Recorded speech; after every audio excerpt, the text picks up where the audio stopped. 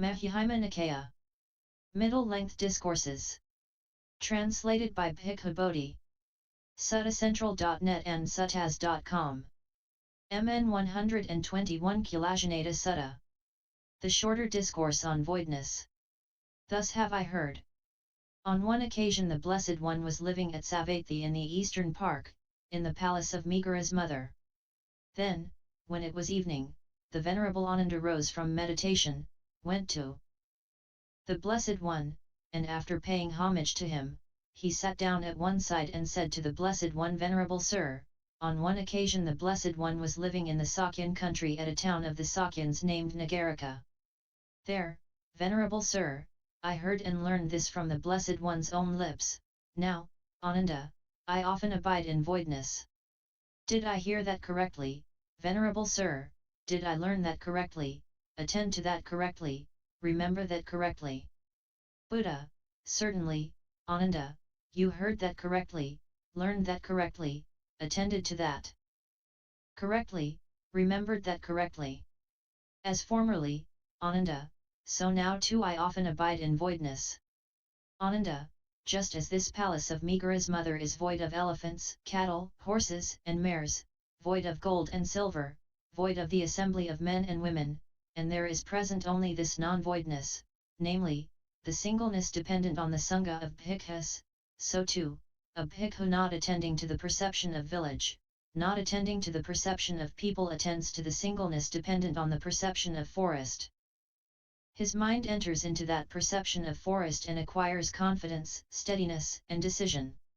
He understands thus, whatever disturbances there might be dependent on the perception of village, those are not present here, whatever disturbances there might be dependent on the perception of people, those are not present here. There is present only this amount of disturbance, namely, the singleness dependent on the perception of forest. He understands, this field of perception is void of the perception of village, this field of perception is void of the perception of people. There is present only this non-voidness, namely, the singleness dependent on the perception of forest. Thus he regards it as void of what is not there, but as to what remains there he understands that which is present thus, this is present. Thus, Ananda, this is his genuine, undistorted, pure descent into voidness. Again, Ananda, a bhikkhu not attending to the perception of people, not attending to the perception of forest attends to the singleness dependent on the perception of earth. His mind enters into that perception of earth and acquires confidence, steadiness, and decision. His mind enters into that perception of earth and acquires confidence, steadiness, and decision. He understands thus, whatever disturbances there might be dependent on the perception of people, those are not present here, whatever disturbances there might be dependent on the perception of forest, those are not present here. There is present only this amount of disturbance, namely, the singleness dependent on the perception of earth. He understands, this field of perception is void of the perception of people, this field of perception is void of the perception of forest. There is present only this non-voidness, namely, the singleness dependent on the perception of earth. Thus he regards it as void of what is not there, but as to what remains there he understands that which is present thus, this is present. Thus, Ananda, this too is his genuine, undistorted, pure descent into voidness. Again, Ananda, a bhikkhu not attending to the perception of forest, not attending to the perception of earth attends to the singleness dependent on the perception of the base of infinite space. His mind enters into that perception of the base of infinite space and acquires confidence, steadiness, and decision. He understands thus, whatever disturbances there might be dependent on the perception of forest, those are not present here, whatever disturbances there might be dependent on the perception of earth, those are not present here. There is present only this amount of disturbance, namely, the singleness dependent on the perception of the base of infinite space. He understands, this field of perception is void of the perception of forest, this field of perception is void of the perception of earth. There is present only this non-voidness, namely, the singleness dependent on the perception of the base of infinite space. Thus he regards it as void of what is not there, but as to what remains there he understands that which is present thus, this is present. Thus, Ananda, this too is his genuine, undistorted, pure descent into voidness. Again, Ananda, a bhikkhu not attending to the perception of earth, not attending to the perception of the base of infinite space attends to the singleness dependent on the perception of the base of infinite consciousness. His mind enters into that perception of the base of infinite consciousness and acquires confidence, steadiness, and decision. He understands thus, whatever disturbances there might be dependent on the perception of earth, those are not present here, whatever disturbances there might be dependent on the perception of the base of infinite space, those are not present here. There is present only this amount of disturbance, namely, the singleness dependent on the perception of the base of infinite consciousness. He understands, this field of perception is void of the perception of earth, this field of perception is void of the perception of the base of infinite space. There is present only this non-voidness, namely, the singleness dependent on the perception of the base of infinite consciousness. Thus he regards it as void of what is not there, but as to what remains there he understands that which is present thus, this is present. Thus, Ananda, this too is his genuine, undistorted, pure descent into voidness. Again, Ananda, a bhikkhu not attending to the perception of the base of infinite space, not attending to the perception of the base of infinite consciousness attends to the singleness dependent on the perception of the base of nothingness. His mind enters into that perception of the base of nothingness and acquires confidence, steadiness, and decision. He understands thus, whatever disturbances there might be dependent on the perception of the base of infinite space, those are not present here, whatever disturbances there might be dependent on the perception of the base of infinite consciousness, those are not present here. There is present only this amount of disturbance, namely, the singleness dependent on the perception of the base of nothingness. He understands, this field of perception is void of the perception of the base of infinite space, this field of perception is void of the perception of the base of infinite consciousness. There is present only this non-voidness, namely, the singleness dependent on the perception of the base of nothingness. Thus he regards it as void of what is not there, but as to what remains there he understands that which is present thus, this is present. Thus, Ananda, this too is his genuine, undistorted, pure descent into voidness. Again, Ananda, a bhikkhu not attending to the perception of the base of infinite consciousness, not attending to the perception of the base of nothingness attends to the singleness dependent on the perception of the base of neither perception nor non-perception. His mind enters into that perception of the base of neither perception nor non-perception and acquires confidence, steadiness, and decision. He understands thus, whatever disturbances there might be dependent on the perception of the base of infinite consciousness, those are not present here, whatever disturbances there might be dependent on the perception of the base of nothingness, those are not present here. There is present only this amount of disturbance, namely, the singleness dependent on the perception of the base of neither perception nor non-perception.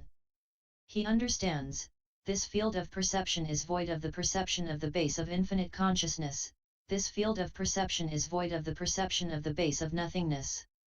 There is present only this non-voidness, namely, the singleness dependent on the perception of the base of neither perception nor non-perception. Thus he regards it as void of what is not there, but as to what remains there he understands that which is present thus, this is present. Thus, Ananda, this too is his genuine, undistorted, pure descent into voidness.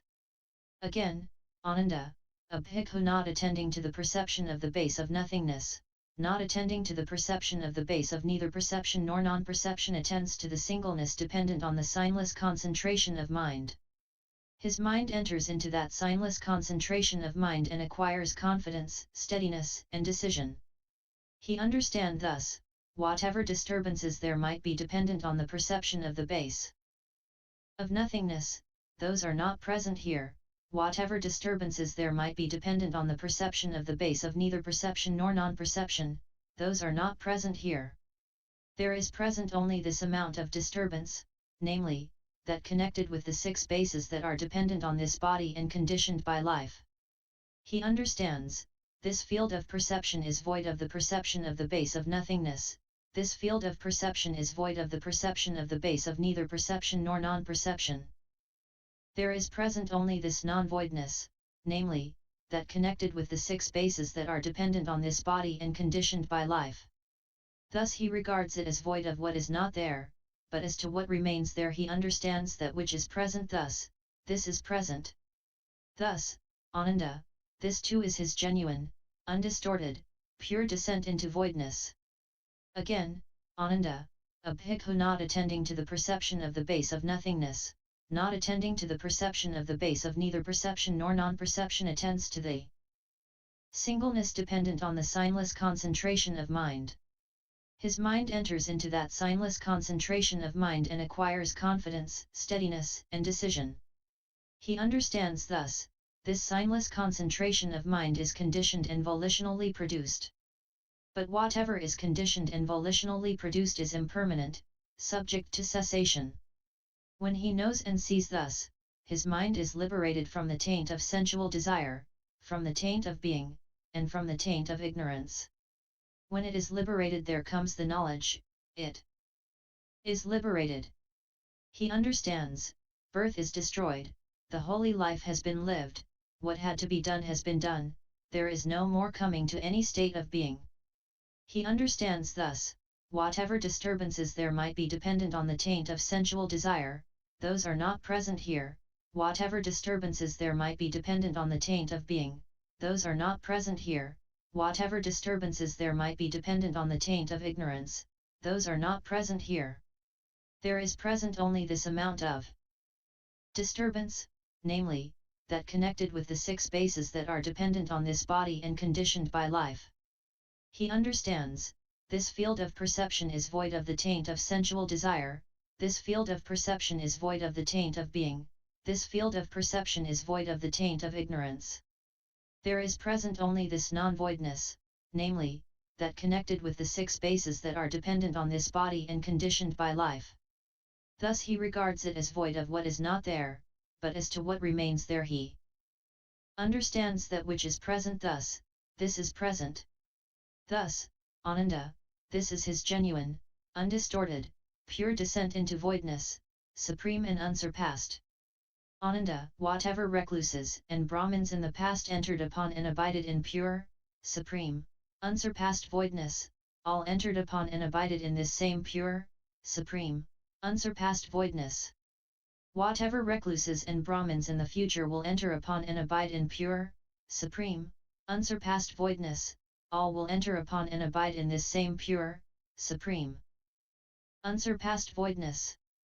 Whatever recluses and Brahmins in the present enter upon and abide in pure, supreme, unsurpassed voidness, all enter upon and abide in this same pure, supreme, unsurpassed voidness. Therefore, Ananda, you should train thus, we will enter upon and abide in pure, supreme, unsurpassed voidness. That is what the Blessed One said. The Venerable Ananda was satisfied and delighted in the Blessed One's words. In summary, the Buddha instructs Ananda on the genuine, undistorted, pure descent into voidness and how to reach an undisturbed state empty of lust, hate and delusion. It covers practical issues on the attempt to develop an internal meditative dwelling of emptiness, to maintain it, and to see it through to awakening final knowledge and deliverance. Some of the issues include the need for conducive secluded place, types of conversation and thinking that are beneficial and harmful for the practice, the dangers of being distracted by visitors, and the proper attitude to have toward one's teacher. References 1. www